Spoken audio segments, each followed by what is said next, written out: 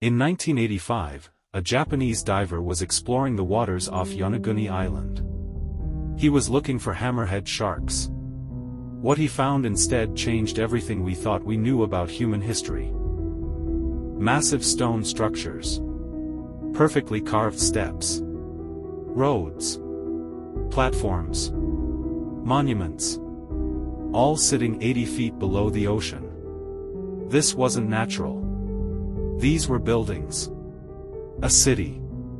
And carbon dating showed something impossible. 12,000 years old. That's 7,000 years before the pyramids. Before writing. Before agriculture. Before civilization as we know it even existed.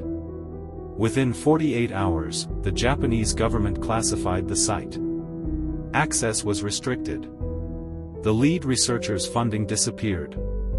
His findings were buried. Major archaeological institutions refused to even discuss it.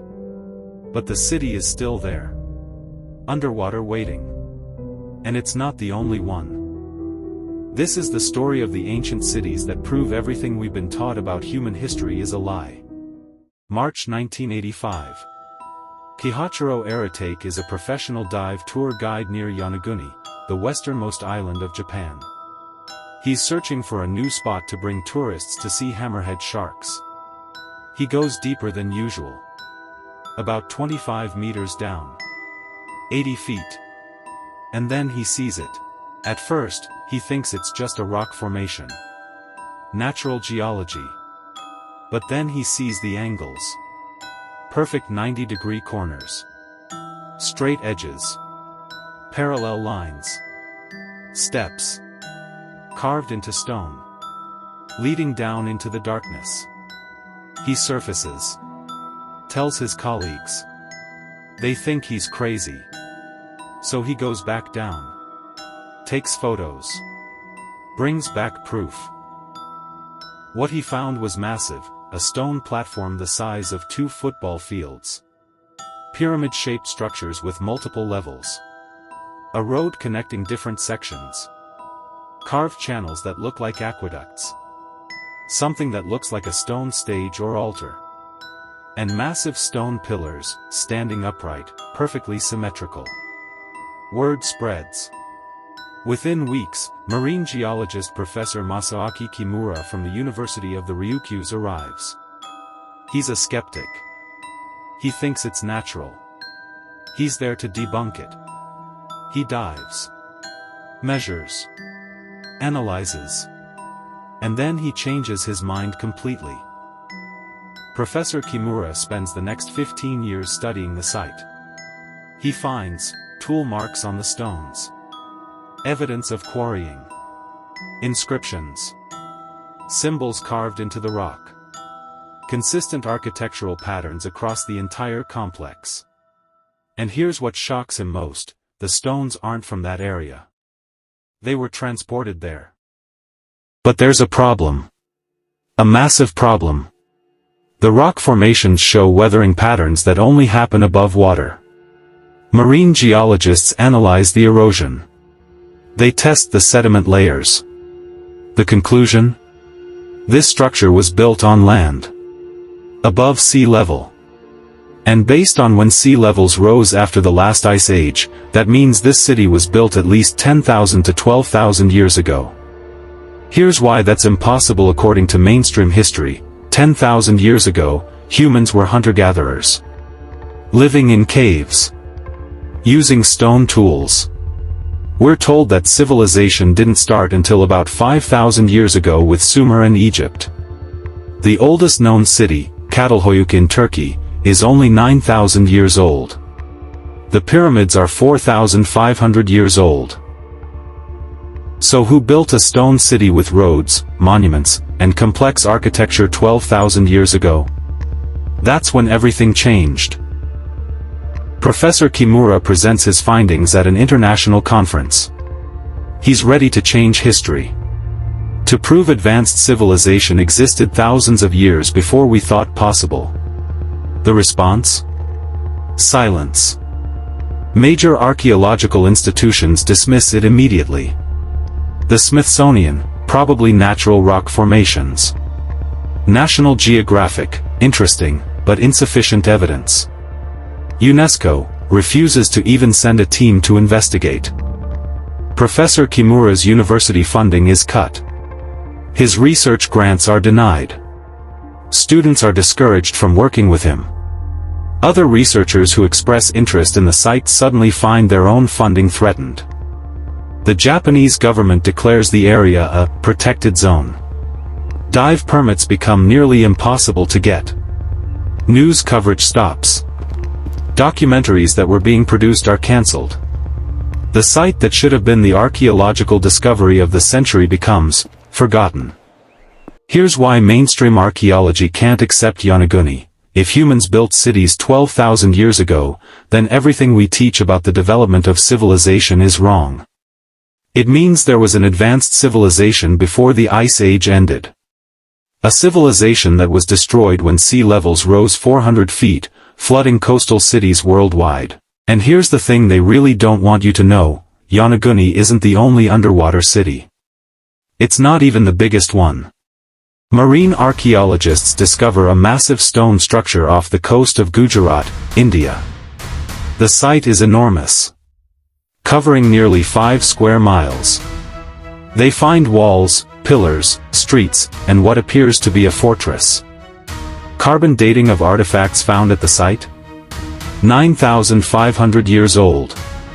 The ancient Indian texts described Dwarka as the city of Lord Krishna, a magnificent city that was swallowed by the sea. Historians always thought it was just mythology. Until they found it. A team using sonar discovers geometric structures 2,000 feet below the ocean surface off the coast of Cuba. The sonar images show pyramids, roads, and buildings covering an area of nearly 8 square miles. The depth means these structures would have to be over 50,000 years old to have been built on land. The Cuban government initially announces the discovery with great excitement. Then, suddenly, all research stops. All findings are classified. The lead researchers disappear from public view. Pilots flying over the Bahamas spot something in the shallow water near Bimini. When divers investigate, they find a perfectly straight stone pathway. Half a mile long. Made of massive rectangular blocks fitted together. Some blocks weigh 15 tons. They're arranged in a pattern that looks exactly like an ancient road.